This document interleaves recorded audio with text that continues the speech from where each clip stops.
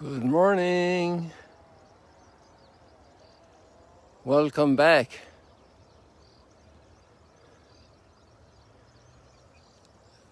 I'm determined to come up here a few more times as nature transforms from the lush verdant green to the golden ambers and the pale whites,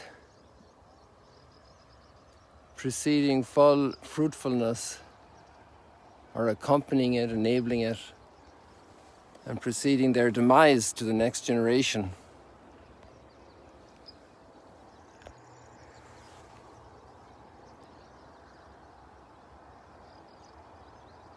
I don't know if you noticed, there's this black creature, little helicopter flying around, and there are dozens of them. It's very hard to get them because they move their altitude and their location constantly and quickly.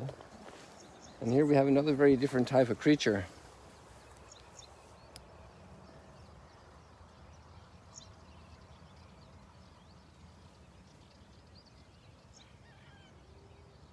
Look at the big thing that one is drawing. It's like an 18-wheeler. That leaf, that ant is drawing.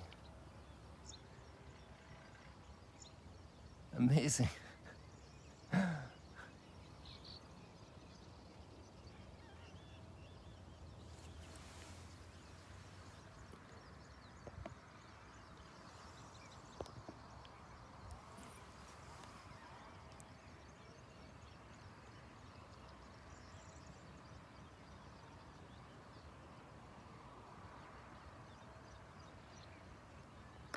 Look at the colors as well.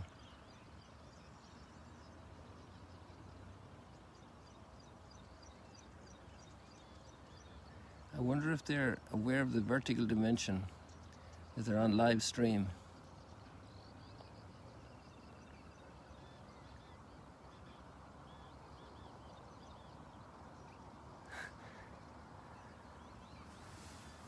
It's harvest time for these guys. Whereas the ants in Ireland and in Alaska are just coming out of winter and heading for summer, these guys are harvesting because nature-wise the summer is the hard winter for these guys in the Holy Land, in the Middle East and the hot climes. They have to go underground for protection and build up supplies.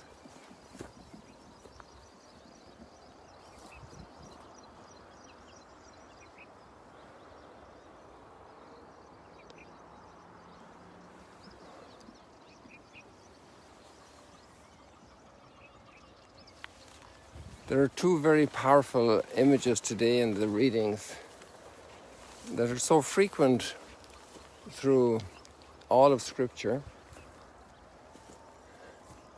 and absolutely familiar to everybody over here. One of them is familiar to everybody around the world, even in high-rise cities. But the other one is familiar to everybody here, and that is the shepherd. The Good Shepherd. And we start thinking about Abraham and Isaac and Jacob and their flocks and Lot and the disputes between the shepherds and the provision of water for the animals. So it's a long history of, first of all, reality, but then imagery, when the prophets talk about God, that he will shepherd his people. And so we have this wonderful reality, and God knows his creatures, and he knows what an ant is and what a spider is and what grass is and what a tree is and the difference between them.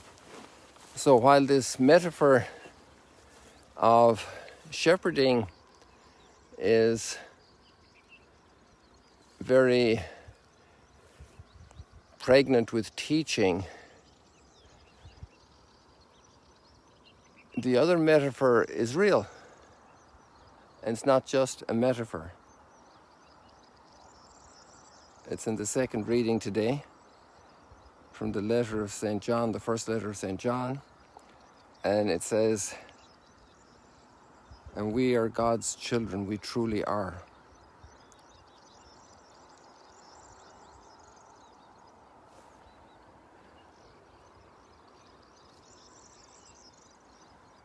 That becomes a little bit of a problem in some people's psychology and some culture psychology today, because the ideal is not to be children. The ideal is to be adult and autonomous, and actually we even replace God himself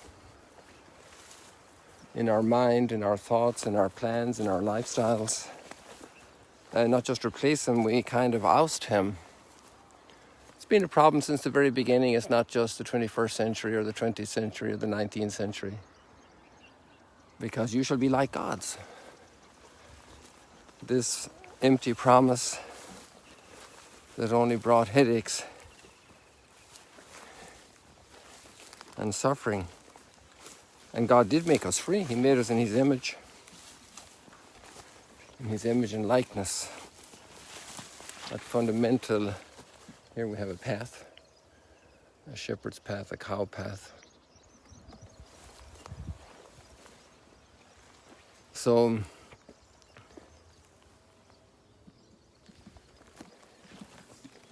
it's part of the big existential struggle we all deal with. Everyone, no one excluded.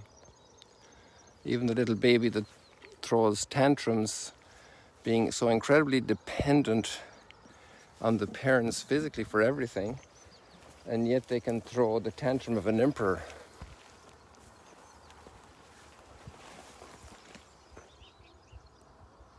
Even a powerful emperor. Even a destructive tantrum. A very ungrateful tantrum.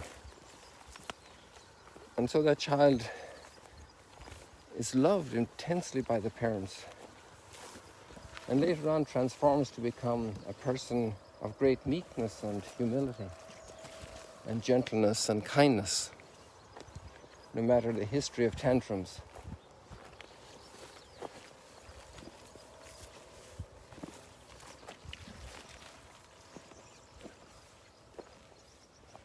Oh, I forgot to tell you that just there in the line of the sunlight, but just over the brow here, and besides one of these big buckthorns, I saw a deer jumping about 15 minutes ago. And when I came over the earlier brow a little further down, she obviously got alerted, and I was about 25 yards away from him or her, whatever it was. I'm not that skilled with deer to tell. I can tell you about the cows very easily.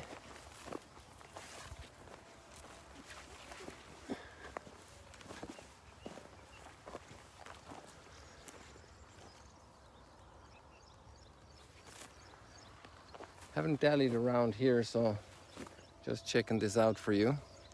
All these thistles here.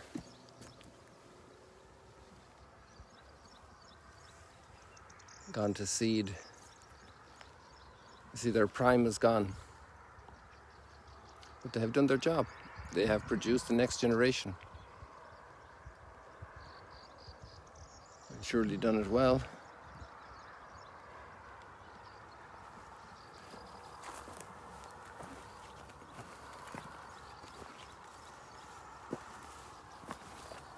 And here we have a plant at an earlier stage in development, blooming.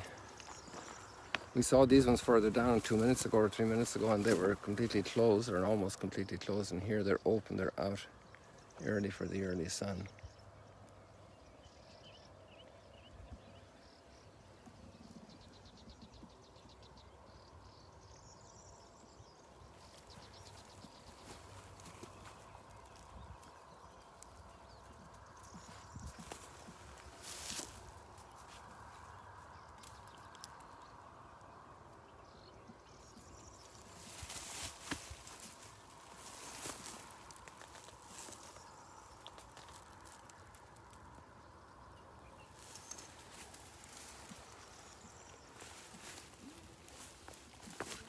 I think most of our participants here today have also done some shepherding of their children, and your child is your child.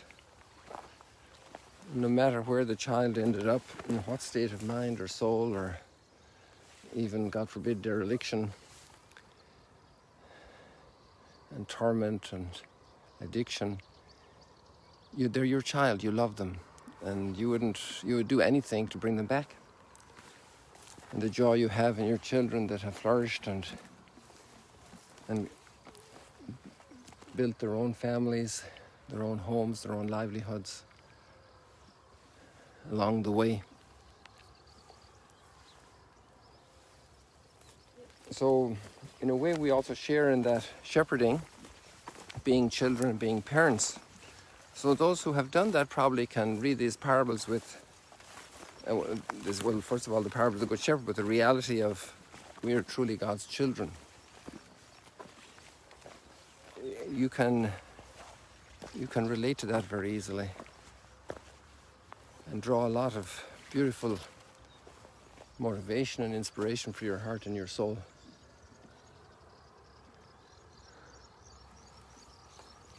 I am the Good Shepherd.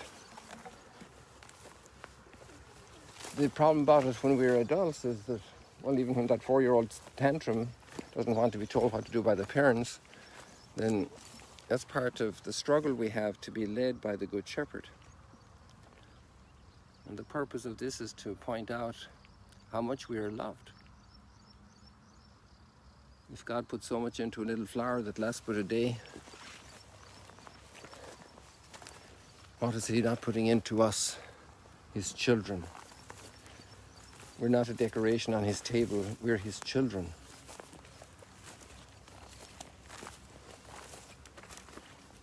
We're not a fleeting caper of God. He loved us so much, He gave His only Son for us.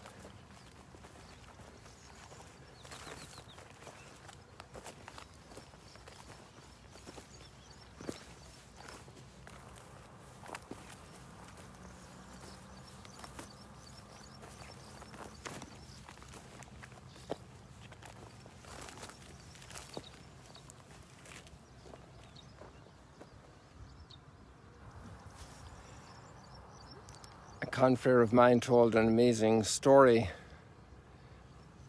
And it's actually, he has a little video each Sunday, Father Vincent. I must put up a link for you. And he started off that in 1953. So that was a year before my parents got married and 2 years before I was born. This guy, his name was Tom. He was from Ireland, and he was in Korea.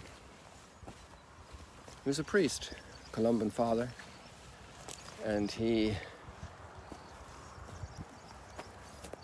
was in the death march where the people were forced on a death march, forced to walk. And he was young and strong.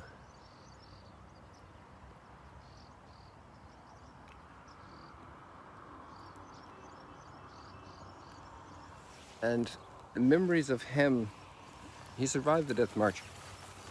But everybody remembered that they never saw him without carrying somebody else, some of the weakest people who couldn't no longer walk. And he carried them. He was always carrying someone.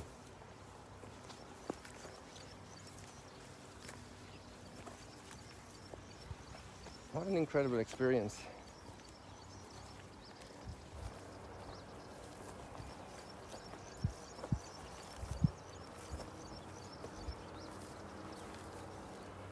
Here we're going uphill a little bit. Oh, I found one of these little trees we had last week. It's a younger one. And it's pretty filled with blossom.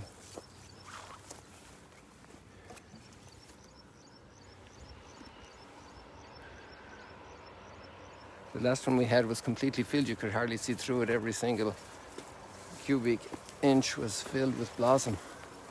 Here there's a lot of daylight through this tree.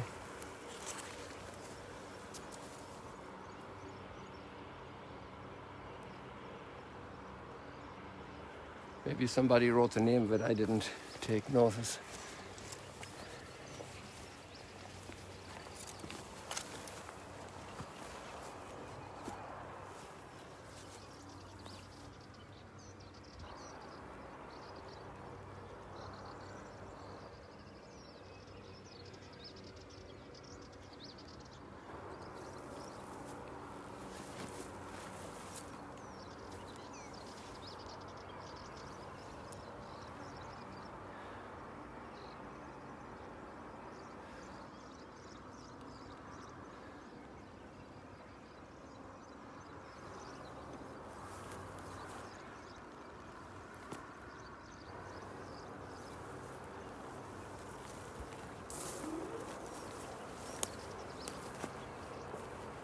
One of the beautiful fruits of the gospel is how many people have dedicated themselves to this shepherding. It's extraordinary. A flourishing of kindness and charity that history has rarely seen. 2,000 years of orphanages, of hospitals, of hospitality centers, of assistance to grow in the prayer life, to discover the beautiful shades of prayer.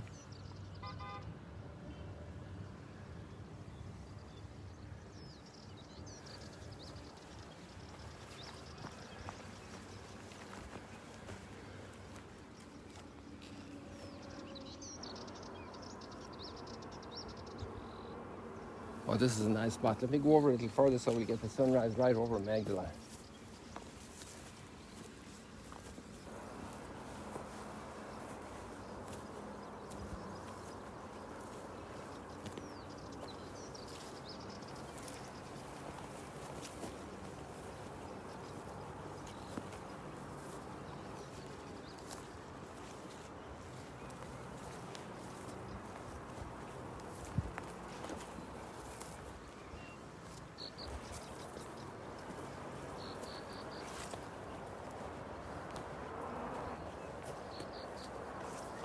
Especially for all the Magdala family here. This is a moment for you, a moment of gratitude, a moment of being home here at the home of the Magdala family.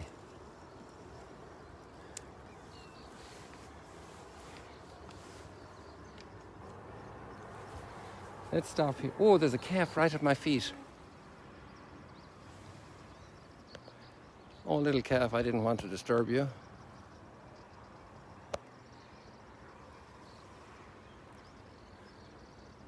You're perfectly fine there.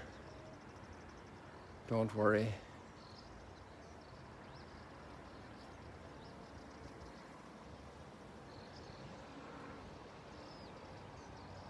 Maybe that cow that's calling is the mother.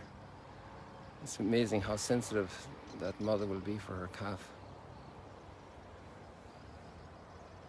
Like last week, was it last Sunday, when we saw the boar? And then I showed up at a bush where there were 6 boar underneath it without realizing it. It rustled a little bit. And then, sure enough, the big boar was coming along and came in, and they all exited quickly from the bush. Mom knew how to intervene for the little ones. Here's the harvest. It's nice we can see that from here. Not sure if it's probably the wheat harvest, barley harvest. Oops, sorry.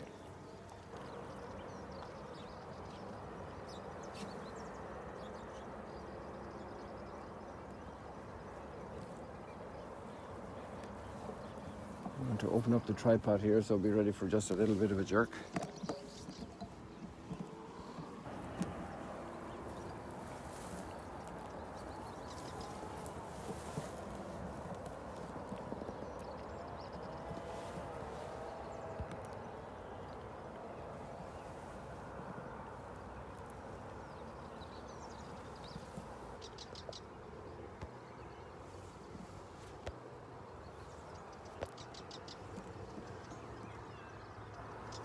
I hear the cocks crowing.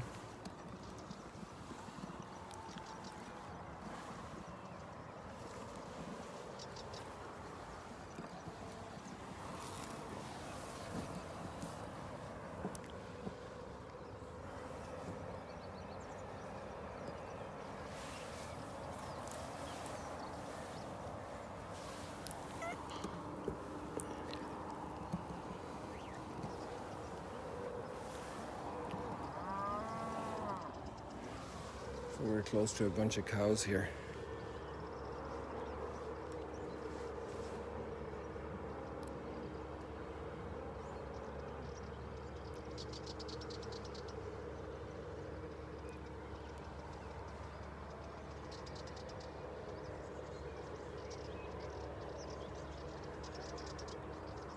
Beloved, see what love the Father has bestowed on us, that we may be called the children of God. Yet, so we are. We are God's children now. What we shall be has not yet been revealed. Imagine what we will be as God's children, how we will be when the fullness of glory will be revealed.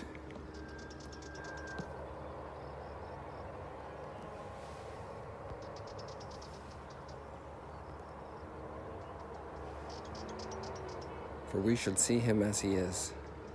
We shall be like him. And those are the words of Genesis. You will be like gods, but not by the way of tantrums and independence from God, but in total union with God.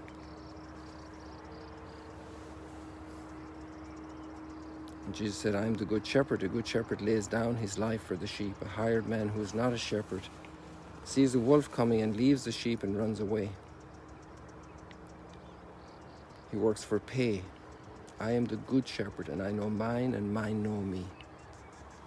That's my wish for you today, people, that you may know the good shepherd. It's Sunday. Take time to get close to the good shepherd, to know him, to go back over these passages again. Maybe if you have the blessing to be close, be able to go to Mass, to receive the Eucharist. Wish you every blessing today. Intimacy with the Good Shepherd, intimacy of the child in their father's embrace, in their parents' embrace. Even if a mother should forget her child, I will never forget you.